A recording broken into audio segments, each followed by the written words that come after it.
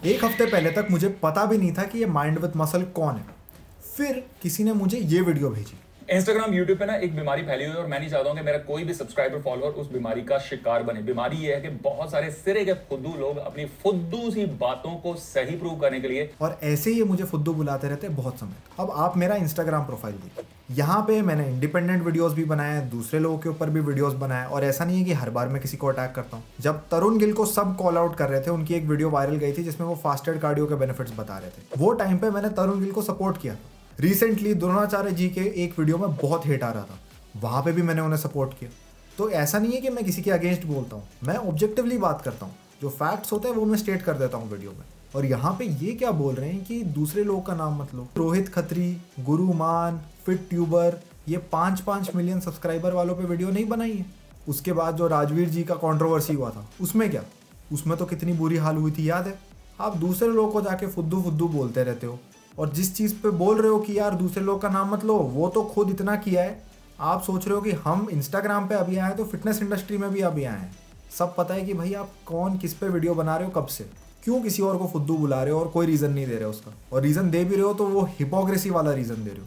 उसके बाद ये वीडियो देख के मैंने कॉमेडी वे में वीडियो बना दी कि कैसे फेमस लोग फेमस होने के बाद बस कुछ भी बोल देते हैं, और क्योंकि वो फेमस है वो सही हो जाते हैं। इस वीडियो के बाद से जो मिस इन्फॉर्मेशन स्प्रेड करना चालू किया है ये बंदे ने रिस्पॉन्स में, मुझे यकीन ही नहीं होता।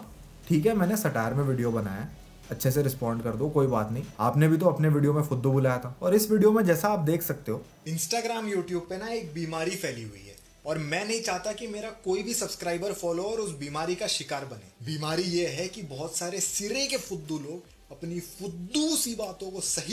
इस वीडियो में मैंने उन्हें कुछ कॉल आउट नहीं किया, मैंने उनका नाम भी नहीं लिया, ठीक है, बस उनकी स्टाइल में थोड़ी मिमिक्री की है। इसके बाद उन्होंने मेरे इन्फॉर्मेशन को काउंटर करने के लिए इतनी मिस इन्फॉर्मेशन स्प्रेड कर दी है। ये उनका प्रोफाइल है, यहाँ पे ये उन्होंने वीडियो बनाई थी हमारे ऊपर। मैंने वीडियो देखी और 5 दिन पहले रिस्पॉन्ड किया। 4 दिन पहले से ये पोस्ट है, good to know that some scientific bitches are after me. अच्छा, उसके अगले दिन एक और पोस्ट आता है, दिमाग गंदा चलेगा, दिल साफ होना चाहिए। भाई अगर मिस इन्फॉर्मेशन फैला रहे हो तो फ़र्क नहीं पड़ता है कि दिल साफ है कि नहीं है। मिस इन्फॉर्मेशन होती है। Good intentions don't make wrong information right. ये होते ही उन्होंने एक और वीडियो क्रिएट कर दी। पर्सनल ट्रेनिंग अगर आप लेना चाहते हो तो ये आपकी लाइफ का बेस्ट डिसीजन साबित हो सकता है, लेकिन पर्सनल ट्रेनिंग की वजह से ही आपकी बॉडी की बैंड भी बच सकती है, खास तौर पे तब जब आप ऐसा पर्सनल ट्रेनर चूज करते हो जिसने सिर्फ ऑनलाइन कोर्स किया 2 महीने का। फिर नवजोत जी बोल रहे हैं कि जिस इंसान ने 2 महीने का सर्टिफिकेशन किया है उससे ट्रेनिंग मत लो, लेकिन अगर किसी के पास बजट नहीं है तो वो फ्रेशर्स के साथ स्टार्ट कर लेते हैं, कोई बात नहीं। लेकिन ये कहीं ये तो अज्यूम नहीं कर रहे कि मैंने कभी जिम में काम नहीं किया है। मुझे 8 साल हो गए फिटनेस इंडस्ट्री में, मेरी पूरी फॉर्मल एजुकेशन फिटनेस इंडस्ट्री से रिलेटेड है। मैंने 200 घंटे से ज़्यादा लेक्चर्स डिलीवर किए हैं फिटनेस पे। इन्होंने कहाँ से की है अपनी डिग्री? और डिग्री नहीं की है इसका ये मतलब नहीं है कि वो गलत है। आपको हमेशा फैक्ट देखने, अगर फैक्ट सही है तो फ़र्क नहीं पड़ता कि चाहे वो तरुण गिल बोल रहा हो, मैं बोल रहा हूँ, या माइंड विथ मसल बोल रहा हूँ। उसके बाद आप ये पोस्ट देख सकते हो, stop doing these exercises nonsense. First it was deadlifts, then squats, then behind the neck movements, then upright rows. फिर इन्होंने इस पे पूरी वीडियो बना दी। तुम्हें पता है एक नई ब्रीड आई है ट्रेनर्स की जो बोलती है ये एक्सरसाइज सेफ नहीं है, ओके, ये भी सेफ नहीं है, सही है, और ये भी सेफ नहीं है, ओके, ये तो मतलब किया तो गंदे गए आपके, तो साला फिर करना क्या, जिम आके लूडो खेलनी। स्क्वाट और डेडलिफ्ट को अपराइट रो और बिहाइंड द नेक प्रेस के साथ मिक्स कर दिया। स्क्वाट और deadlift appropriate range of motion with appropriate load के साथ काफ़ी अच्छे एक्सरसाइज हो सकते हैं, लेकिन अपराइट रो और बिहाइंड द नेक प्रेस करने का आप मुझे एक रीज़न बताओ, क्या बेनिफिट होने वाला है इससे? क्योंकि नुकसान मैं आपको काफ़ी बता सकता हूँ। अपराइट रो में आप इंटरनल रोटेशन के पोजीशन में हो, जहाँ पे इम्पिंजमेंट के चांसेस हायर है। क्या इम्पिंजमेंट प्रॉब्लम है? वापस लोड देखो, ठीक है, अगर मान लो आप डेडलिफ्ट कर रहे हो 200 kg के साथ जब आपका कैपेसिटी 180 है तो डेडलिफ्ट प्रॉब्लम है। अगर आप 180 फ्लोर से डेडलिफ्ट कर सकते हो, लेकिन आप 180 जो है 2 इंच ब्लॉक से पुल करने का ट्राई कर रहे हो, मतलब आप 2 इंच के ब्लॉक पे हो, तो 180 kg का डेडलिफ्ट भी प्रॉब्लम है। अब सेम वे में आपको देखना है लोडिंग कितना है। रियल लाइफ में जब आपको इम्पिंजमेंट हो रही है, वो इम्पिंजमेंट बहुत कम लोड्स के साथ हो रही है, लेकिन जब आप रिपीटेडली वो इम्पिंजमेंट हैवी लोड्स के साथ करोगे तो डेफिनेटली आपके टेंडन्स इन्फ्लेम होंगे। हर दूसरे इंसान को शोल्डर इशू है जिम में। क्यों है ये? क्योंकि जॉइंट हेल्थ की कोई परवाह करता नहीं है, और कोई जॉइंट हेल्थ की बात करने लगता है तो वो बोलते हैं भाई ये साइंस नहीं चाहिए, हम वेट उठा के हम बॉडी बना लेंगे, आर्नोल्ड ने तो ऐसी बॉडी बनाई है, रॉनी कोलमैन ने तो ऐसी बॉडी बनाई है। हाँ, रॉनी कोलमैन ने वैसी बॉडी बनाई थी, आज देखो क्या हालत है। वैसे जीना चाहोगे? शायद कुछ लोग जीना भी चाहें, ठीक है, अगर इतने मिस्टर ओलंपिया जीतने हो तो कुछ लोग सैक्रिफाइस कर देंगे, बट क्या आप वो इंसान हो? अगर हाँ तो वेल डन, लेकिन अगर आप वो इंसान नहीं हो तो आप ये अनसेफ एक्सरसाइजेस क्यों परफॉर्म कर रहे हो? कोई एक्सरसाइज आप अगर नहीं लगा पा रहे हो तो क्या आपको उस एक्सरसाइज को छोड़ के कोई और एक्सरसाइज लगानी चाहिए, या फिर आपको यह सोचना चाहिए कि मैं इस एक्सरसाइज को क्यों नहीं कर पा रहा हूं, उस वजह को ढूंढ के फिक्स करके ये एक्सरसाइज करने के काबिल बनूं। 9 आउट ऑफ 10 टाइम्स अगर आपको कोई एक्सरसाइज लगाने में दिक्कत आती है, कोई पेन फील होता है, तो उसका रीजन आपके जॉइंट्स में मोबिलिटी का इशू, स्टिफनेस, टाइटनेस या फिर कंट्रोल का इशू, टेक्निक का इशू होता है। आप चाहो तो आप उस एक्सरसाइज को छोड़ के कुछ और कर सकते हो, लेकिन इससे आपका कोर इशू फिक्स नहीं होगा। तो क्या आपको पेन सहते हुए एक्सरसाइज करनी है? The answer is no। पहला स्टेप है जॉइंट मोबिलिटी को इंप्रूव करो। जब तक अच्छा range of motion and control नहीं आ जाता तब तक बॉडी वेट या फिर बहुत लाइट वेट से एंड रेंज ऑफ मोशन में कंट्रोल एंड स्टेबिलिटी को डेवलप करो, एंड बहुत धीरे धीरे। यहाँ पे वापस आप देख सकते हो क्या हो गया। एक तरफ उन्होंने बात की है कि अगर कोई पेन है तो रीजन आइडेंटिफाई करो और उसको फिक्स करो, ठीक है, लेकिन फिर वो बात करते हैं मोबिलिटी करने की और दो एक्सरसाइजेस दिखाते हैं। कौन सी? एक है स्क्वाट, दूसरी है अपराइट रो। दोनों में ही मोबिलिटी के सिग्निफिकेंट प्रॉब्लम्स है। स्क्वाट पे मैंने वीडियो बना दी क्योंकि इतनी मिस इन्फॉर्मेशन देखने के बाद मैंने बोला मुझे तो रिस्पॉन्ड करना ही है। स्क्वाट के टाइम पे मैंने बताया कि बहुत लोगों को बैक पेन इस वजह से होता है कि बट विंक हो रहा होता है मैक्सिमल वेट्स के साथ स्क्वाट में। इसका प्राइमरी रीज़न क्या है? आपका जो फीमर है वो आपके हिप सॉकेट में पूरी तरह जा रहा है और अब आपके हिप जॉइंट में और रेंज ऑफ मोशन नहीं बची है। तो अगर आपको और नीचे जाना है तो वो जो रेंज ऑफ मोशन वो आपके स्पाइन से कंप्लीट होता है। मैं आपको इस मॉडल के साथ समझाता हूँ क्या हो रहा है। पहले आप स्ट्रेट खड़े थे, फिर आप स्क्वाट में नीचे जाने लगते हो, यहाँ कहीं आपका रेंज ऑफ मोशन खत्म हो जाता है। क्यों खत्म हो जाता है? क्योंकि आपके हिप सॉकेट में और रेंज है ही नहीं देने के लिए। आपका जो फीमर है वो एसिटाबुलम में टकरा रहा है। इसके वजह से क्या होगा? धीरे धीरे ये स्ट्रक्चर अडेप्ट करेगा। अब स्ट्रक्चर अडेप्ट कैसे करता है? जैसे आपका मसल अडेप्ट करता है वैसे ही आपके बोन्स भी अडेप्ट करते हैं। जब उन पे फोर्स लगता है तो वो थोड़ा ग्रो करते हैं। अब ग्रोथ के बहुत तरीके होते हैं, लेकिन अगर आप बार बार प्रेशर लगा रहे हो एक ही प्लेस पे तो क्या होने वाला है? वो प्लेस में बोन ग्रोथ होने लगी, ऑस्टियोफाइट्स की डेवलपमेंट होने लगी। ये हम एक्सरेज में भी देख सकते हैं। तो जैसा ये नवजोत जी बोल रहे हैं, एंड रेंज में टाइम बिताओ, ठीक है। इससे क्या होने वाला है? इससे कोई फायदा नहीं होने वाला है। आपको आइडियली वो रेंज में ट्रेन करना चाहिए जहाँ पे जॉइंट स्ट्रेस लीस्ट हो। हाँ, नो डाउट आप कम वेट्स के साथ ये रेंज में जा सकते हो, ठीक है। अगर बॉडी वेट स्क्वाट के साथ बट विंक हो रहा है तो कोई टेंशन की बात नहीं है। क्यों? क्योंकि लोड कम है। हाँ, अगर आप एक 250 kg के इंसान हो तो शायद बॉडी वेट स्क्वाट भी वेट ज़्यादा है, लेकिन आपको हमेशा फोर्सेस देखने हैं। फोर्सेस देखो, स्ट्रक्चर देखो और फिर डिसीजन लो। और स्क्वाट के केस में तो प्लीज़ ये आपको रेंज ऑफ मोशन इंक्रीज नहीं करनी है, ये मोबिलिटी की प्रॉब्लम नहीं है। एंड रेंज में टाइम मत बिताओ, उससे आपके ऑस्टियोफाइट्स डेवलप होंगे और लॉन्ग रन 10-20 ईयर स्पैन में, क्योंकि बोन ग्रोथ स्लो प्रोसेस है, आपका जो हिप स्ट्रक्चर है वो आपका range of motion he limit कर देगा। सेम चीज़ उन्होंने बात की कि अपराइट रो कैसे कर सकते हैं लोग। ठीक है, अब आप 1 kg के साथ शायद अपराइट रो कर लो, कोई इंजरी नहीं होने वाला। 10 kg के साथ भी शायद एक बार अपराइट कर लो, कोई इंजरी नहीं होने वाली। लेकिन अगर आप बार बार अपराइट रो कर रहे हो तो यहाँ पे बीच में जो आपके लिगामेंट्स टेंडन्स है उनका इम्पिंजमेंट का चांस इंक्रीज हो जाता है। आप अगर अपने ह्यूमरस को देखोगे तो ये यहाँ पे एक स्मूथ सरफेस है, ठीक है। यहाँ पे आपका pressing movement, abduction, horizontal adduction सब हो सकता है। लेकिन जब आप एक्सट्रीम इंटरनल रोटेशन में जा रहे हो, जैसा अपराइट रो में होगा, वो केस में क्या हो रहा है? आप वो रीजन को टच में लेके आ रहे हो जहाँ पे आर्टिकुलेशन उतनी स्ट्रांग नहीं है, जहाँ पे लिगामेंट्स टेंडन्स बहुत पास हो रहे हैं। उसके अलावा दूसरी चीज़ क्या? नॉर्मली अगर आपको इंटरनल रोटेशन चेक करना है तो आप देखोगे कि हाँ, हमारे पास इतना इंटरनल रोटेशन है। अब अगर कोई फोर्स कर दे तो हाँ, आपका रेंज ऑफ मोशन इंक्रीज हो जाएगा। लेकिन ये फोर्स करने का क्या प्रॉब्लम है? ये आपके लिगामेंट्स है। ये लिगामेंट्स जो है ये मसल की तरह नहीं है। अगर ये ज़्यादा स्ट्रेच हो गए ये वापस शेप में नहीं आने वाले, क्योंकि आप एंड रेंज ऑफ मोशन में जा रहे हो मोबिलिटी के लिए। तो ये लिगामेंट्स जो हैं ये वापस शेप में नहीं आएंगे, जिसके वजह से शोल्डर इंस्टेबिलिटी डेवलप होती है, तो शोल्डर डिस्लोकेशन के चांसेस इंक्रीज कर देते हैं। अब मेरा आर्ग्यूमेंट क्या है? अगर मान लो कोई ओवरवेट इंसान है जो दिन भर काउच पे बैठा रहता है, जो कभी एक्सरसाइज नहीं करता है, उसको आपने बिहाइंड द नेक प्रेस करने बोल दिया, तो क्या ये बुरी चीज़ है? अगर वो जिम में जाके बिहाइंड द नेक प्रेस कर रहा है, शायद वो अच्छी चीज़ हो गई, ठीक है, कम से कम एक्सरसाइज करना चालू किया। लेकिन अगर इसकी जगह पे ही एक दूसरा कोच होता जो बोलता बिहाइंड द नेक प्रेस की जगह वर्टिकल प्रेस कर लो, ठीक है, डंबल्स के साथ कर लो, मशीन के साथ कर लो, तो क्या वो एक बेटर ऑप्शन नहीं हो गया?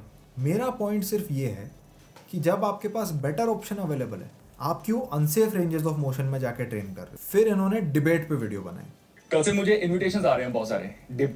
इसमें ये बोलते हैं कि ये डिबेट नहीं करेंगे, क्यों? क्योंकि इनको किसी और को लाइमलाइट नहीं देना। मैं वापस वही पॉइंट उठाऊंगा, आपने क्या गुरुमान, रोहित खत्री, फिट ट्यूबर, राजवीर, इन सब के साथ कंट्रोवर्सी नहीं की है? कई बार तो आप गलत भी थे, आपको वो टाइम पे भी काफ़ी लोगों ने ये बताया, लेकिन फिर भी आप कॉल आउट करते थे। क्यों?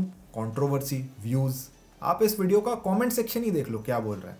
भाई तुम गलत इन्फो शेयर करके लाइमलाइट में आ सकते हो, तो बंदा सही इन्फो शेयर करके लाइमलाइट में क्यों ना आए?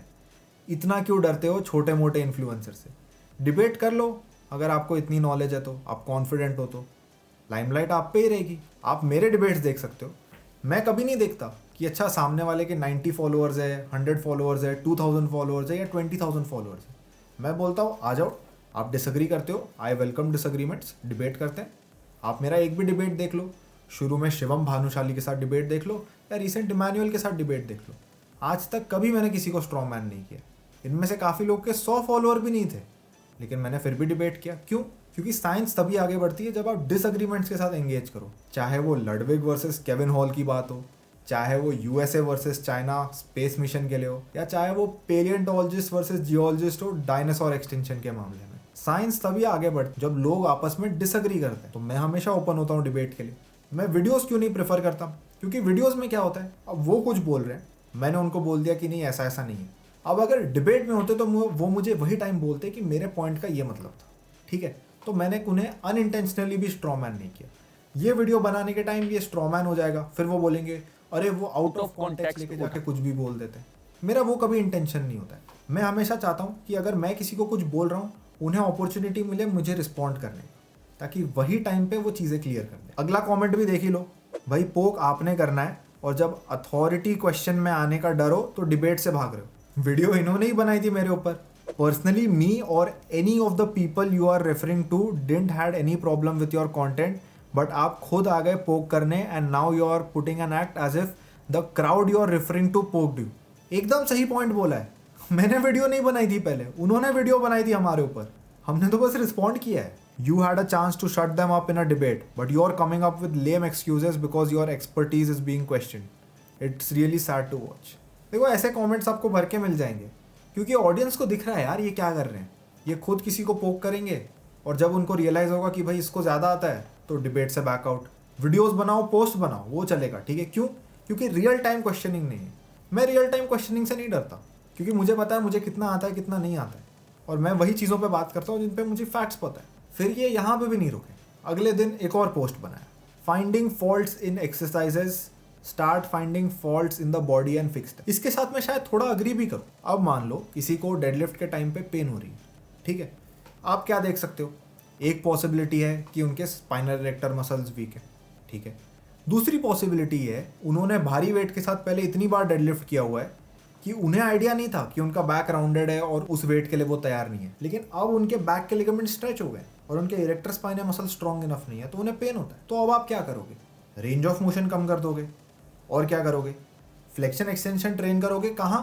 बैक एक्सटेंशन में, ठीक है, एकदम कम लोड के साथ धीरे धीरे वहाँ से बढ़ाओगे। आप क्या नहीं करोगे? आप एंड रेंज ऑफ मोशन में नहीं जाओगे, क्योंकि वहीं तो सारी प्रॉब्लम थी। एंड रेंज ऑफ मोशन में वहीं पे लिगामेंट्स पे स्ट्रेस आने का चांस सबसे ज़्यादा होता है। फिर ये खत्म हुई, फिर उन्होंने ये वीडियो बना दी, अपराइट रोज सेफ और नॉट। मैं पहले ही बता चुका, इम्पिंजमेंट जो है ये डेली लाइफ में होता है, लेकिन कितने लोड के साथ हो रहा है जो आपको कोई और एक्सरसाइज से नहीं मिल जाए without the down sides of upright row. आपको मिडल डेल्टॉइड ट्रेन करना है, लैटरल रेस कर लो, केबल यूज़ कर लो, मशीन यूज़ कर लो, मिडल डेल्टॉइड ट्रेन हो जाएगा। ट्रैप्स ट्रेन करने हैं, श्रग्स कर लो, केबल, मशीन, डम्बल्स, बारबेल, कुछ भी यूज़ कर लो। अपराइट रो में ऐसा कौन सा एडवांटेज है? बिहाइंड द नेक प्रेस में ऐसा कौन सा एडवांटेज है? मैंने इस पे वीडियो पहले भी बनाई है। ये देखिए आपका स्कैपुला। आपका स्कैपुला जो है ये एट ऑल टाइम्स आगे की डायरेक्शन में पॉइंट कर रहा होता है। ये कभी ऐसा नहीं हो जाता। अगर ये ऐसा होता तो आप जो है अपने ह्यूमरस को नेक के पीछे लेके आ पाते, लेकिन अब क्या हो रहा है, ये आगे की तरफ पॉइंट कर रहा है, तो आपका ह्यूमरस जो है वो भी आगे की तरफ ही पॉइंट करना चाहिए। अगर आप इसे पीछे ला रहे हो तो क्या हो रहा है, आपका ह्यूमरस जो है ये ऐसा हो रहा है, तो ये जो आगे जो लिगामेंट्स हैं वो आपके स्ट्रेच हो जाएंगे। तो इससे बेटर ऑप्शन है कि आप जो प्रेसेस हैं वो आगे की प्लेन में करें। फ्रंट में रख के आप मशीन प्रेस कर लीजिए, 90 डिग्री बाहर लाके। जब ये सब चल रहा था, कल मैंने उन पे एक वीडियो बनाई थी जिसमें मैंने एक्सप्लेन किया कि क्यों स्क्वाट के एंड रेंज में मोबिलिटी इंक्रीज करना अच्छी चॉइस नहीं हो सकती। ये एक्सप्लेनेशन मैंने वीडियो में आपको पहले भी बताई, कैसे ऑस्टियोफाइट डेवलपमेंट के चांस इंक्रीज हो जाते हैं और बट विंग के प्रॉब्लम्स एग्जैजरेट हो जाते हैं। क्या बट विंग अनसेफ है? जैसा मैंने पहले कहा, लोड पे डिपेंड करता है, बट विंग के डिग्री पे डिपेंड करता है। तो इस वीडियो में मैंने उसके ऊपर बात की। अगले सुबह वो स्टोरी में कुछ वीडियोस डालते हैं, तो मुझे मैसेजेस और कमेंट्स आए थे कि भैया हमारे जिम में ना लड़कियों को या फिर लड़के इवन जो नए आते हैं ना, उनको जो बेसिक एक्सरसाइज जो होती हैं, ओवरहेड प्रेस है या फिर रो। ओवरहेड प्रेस और रोज, इसमें क्या प्रॉब्लम है? हाँ, अगर ओवरहेड प्रेस से आपका मतलब है कि ट्रेनर आपको जाते ही बिहाइंड द नेक प्रेस सिखाए या कभी भी आपको बिहाइंड द नेक प्रेस सिखाए, इसका क्या फायदा है? सिखाई जाती, उनको बोला जाता है कि आप जो मशीन वाला एरिया ना, मशीन में जाओ, आप वहां पे जाके एक्सरसाइज करो। बिगिनर्स और लड़कियों ने सबको ही मशीन्स यूज करने चाहिए और साथ में फ्री वेट्स के साथ भी एक्सरसाइजेस करो। लेकिन अगर आपका प्राइमरी गोल हाइपरट्रोफी और स्ट्रेंथ है तो मशीन्स आपके का की पार्ट होनी चाहिए। इस पे मैं थोड़ा एलैबोरेट कर दूं क्योंकि कुछ लोग मेरे साथ डिसएग्री करेंगे। अगर मान लो आपका वजन 120 केजी, आप क्यों बॉडी वेट स्क्वाट करना चाहोगे? लेग एक्सटेंशन से चालू करो, लेग कर्ल से चालू करो, ये एक अच्छा स्टार्टिंग प्लेस है। आप 5 केजी, 10 केजी, 0 केजी से भी स्टार्ट कर सकते हो। काफ़ी बार अगर आपका वेट बहुत ज़्यादा है, आपका जो शिन है, जो आपका शिन रीजन है along with your gastrocnemius, soleus and बाकी का फैट, वही 5 केजी का हो जाए तो शायद आप में इतनी स्ट्रेंथ नहीं हो। अब मोस्ट केसेस में स्ट्रेंथ होती है, क्यों? क्योंकि ये जो भारी लोग होते हैं, अगर ये चल फिर भी रहे हैं तो हर बार ये चेयर से उठते हैं, इनका एक पाँव लिटरली हमारे 100 केजी स्क्वाट का वेट उठा रहा होता है। क्यों? क्योंकि वो उनकी आदत हो गई है। अगर डेली इतनी बार इतनी वजन के साथ उठ बैठ रहे हैं, ठीक है, 200 केजी का किसी का वेट है, तो ऑटोमेटिकली उनके कॉर्ड स्ट्रांग हो ही जाते हैं। लेकिन काफ़ी बार इनका रेंज नहीं होने वाला स्क्वाट में, तो आप क्या कर सकते हो? लेग एक्सटेंशन में रेंज कर सकते हो। लेग एक्सटेंशन में आप 0 डिग्री फ्लेक्शन से 90 डिग्री, 120 डिग्री फ्लेक्शन तक जा सकते हो बिना किसी प्रॉब्लम के। स्क्वाट में अगर आप ये करने का ट्राई करोगे तो वापस बॉटम रेंज में इंजरी हो सकती है। तो मशीन्स एक बहुत ही अच्छा प्लेस है स्टार्ट करने के लिए और प्रोग्रेस करने के लिए भी बहुत ही अच्छा प्लेस है। बहुत लोग बोलते हैं कि स्मिथ मशीन स्क्वाट्स में प्रॉब्लम है। क्या प्रॉब्लम है यार स्मिथ मशीन स्क्वाट्स में? यही सेम लोग जो है ना, ये बोसू बॉल स्क्वाट्स का मजाक उड़ाते हैं। बोसू बॉल स्क्वाट्स का क्यों मजाक उड़ाएंगे? उसमें बैलेंस हो रहा है। बारबेल स्क्वाट में भी तो आप बैलेंस ही कर रहे हो। मोस्ट लोग बारबेल स्क्वाट में कैसे फेल होते हैं? फ्रंट स्क्वाट में कैसे फेल हो? फ्रंट स्क्वाट में तो हर बार ही लिटरली बार आगे डंप हो रहा हो। बैक स्क्वाट में क्या होता है? बैक स्क्वाट में कभी पीछे, कभी आगे, कभी कभी फेल भी हो जाते हैं, ठीक है। लेकिन बैलेंस बहुत बड़ा कॉम्पोनेंट है। अगर आपको स्ट्रेंथ ट्रेन करना है, मसल का फोर्स प्रोडक्शन ट्रेन करना है। स्ट्रेंथ क्या है? The ability of a muscle to produce maximal force. अगर आप बोसू बॉल स्क्वाट का मजाक उड़ा रहे हो तो बारबेल स्क्वाट भी स्पेक्ट्रम में उसी की तरफ है ना यार। सबसे स्टेबल है एक स्मिथ मशीन या एक हैक स्क्वाट परफॉर्म कर लो। हैक स्क्वाट में तो आप रेंज ऑफ मोशन भी ज़्यादा एक्सप्लोर कर पाओगे, इवन दो आपका नॉर्मल स्क्वाट में चाहे बटविंग हो रहा हो। वो मशीन्स में कोई बुराई नहीं है। इनफैक्ट बिगिनर्स को स्टार्ट करने के लिए वो काफ़ी अच्छी जगह है। क्यों? क्योंकि सीखने में टाइम नहीं जाएगा, आप जल्दी जल्दी ओवरलोड कर सकते हो, मसल स्ट्रेंथ गेन करने लगेंगी। मसल्स में से स्ट्रेंथ नहीं, एंड्योरेंस भी बढ़ जाएगी। इस पर भी हमारे पास डेटा है कि जब आप स्ट्रेंथ ट्रेनिंग करते हो तो ना सिर्फ आपका स्ट्रेंथ और हाइपरट्रोफी होता है, बट आपका VO2 मैक्स भी बढ़ जाता है। एंड्योरेंस ट्रेनिंग के साथ इसका थोड़ा ऑपोजिट होता है। इतने बेनिफिशियल इफेक्ट्स नहीं है स्ट्रेंथ के लिए, लेकिन स्ट्रेंथ के डेफिनेटली बेनिफिशियल इफेक्ट्स हैं एंड्योरेंस पे। तो यहाँ पे इनका जो क्लेम है रोज ओवरहेड प्रेस, ठीक है, वो तो करने चाहिए। कोई भी ट्रेनर, कोच, उस्ताद जी आपको ये बोले कि ये एक्सरसाइज आप नहीं कर सकते, इसका ऑल्टरनेट एक्सरसाइज वो है, आप वो करो। देखो, कल तक इनकी वीडियो थी upright row, behind the neck press जैसी चीज़ों पे, वो आपको नहीं करनी चाहिए। लेकिन ये मूवमेंट्स डेफिनेटली यूजफुल है। स्क्वाट, डेडलिफ्ट, रोज, ओवरहेड प्रेसेस, ये डेफिनेटली सीखने चाहिए। Most importantly appropriate range of motion में करना चाहिए। बहुत लोग ये गलती कर देते हैं, स्क्वाट में उनको लगता है पैरेलल पहुंचना ही होता है। नहीं, अगर आपके पास मोबिलिटी नहीं है तो बहुत डिफिकल्ट होने वाला है आपको पैरेलल पहुंचने के लिए। अगर आपके फीमर लंबे हैं, अगर आपके टिबिया छोटे हैं, आपकी एंथ्रोपोमेट्री नहीं है फुल स्क्वाट करने के लिए। अब अगर आप पावर लिफ्टर हो, ठीक है, कुछ ऑल्टरनेटिव्स हम कर सकते हैं। क्या कर सकते हैं? हम यूज़ कर सकते हैं हील्ड शू, हम यूज़ कर सकते हैं एक वाइडर स्टांस। ये चीज़ें बायोमैकेनिकली आपके लिए ईजियर कर देंगी with a lesser risk of injury. लेकिन वो एक पावर लिफ्टिंग पर्सपेक्टिव से, नॉर्मल इंसान को उनका रेंज ऑफ मोशन रिस्पेक्ट करना चाहिए और उस रेंज में ट्रेन करना चाहिए। तो ये कुछ पॉइंट्स थे माइंड विथ मसल के। बहुत सारे पॉइंट्स हैं यहाँ कवर करने के, लेकिन मेरा वीडियो बनाने का ये मकसद है कि बहुत लोग 200,000 फॉलोअर्स हैं तो इनको लुकअप करते यूट्यूब पे उनसे भी ज़्यादा। लेकिन क्वेश्चन ये है कि क्या फॉलोअर्स मतलब फैक्चुअली करेक्ट होना है? नहीं, और उसके लिए फैक्ट चेक होना ज़रूरी है। अगर वो चाहे तो लाइव डिबेट भी कर सकते हैं। कमेंट सेक्शन में बहुत लोग तो उन्हें बोल ही रहे हैं वैसे भी। मुझे दोनों से कोई तकलीफ नहीं है। मेरा सिंपल काम है, मैं यहाँ आऊँगा, एक्यूरेट इन्फॉर्मेशन शेयर करता रहूँगा, ऑब्जेक्टिवली इन्फॉर्मेशन को डाइसेक्ट करता रहूँगा। मैं किसी को फुद्दू बुलाने नहीं बैठा हूँ। फिटनेस इंडस्ट्री के स्टैंडर्ड्स हमें बढ़ाने हैं। एनाटॉमी सीखना ज़रूरी है, बायोमैकेनिक्स सीखना ज़रूरी है, बायोकेमिस्ट्री सीखना ज़रूरी है। इन फंडामेंटल्स के बेसिस पे आपकी फिटनेस की नॉलेज अपग्रेड होगी। अगर आप लोग ये वीडियो देख रहे हो, आप लोग कोई वीडियो पसंद आई तो नवजोत को जाके गाली मत देना, उससे कोई फ़ायदा नहीं होने वाला है। डिसएग्रीमेंट ज़रूर शेयर करना, साइंटिफिक प्रोग्रेस उसी से आगे बढ़ता है जैसा हमने बात की। और अगर आपको कोई चीज़ के साथ डिसएग्रीमेंट है तो कमेंट करो, या लाइव डिबेट करना है तो वो भी चलेगा।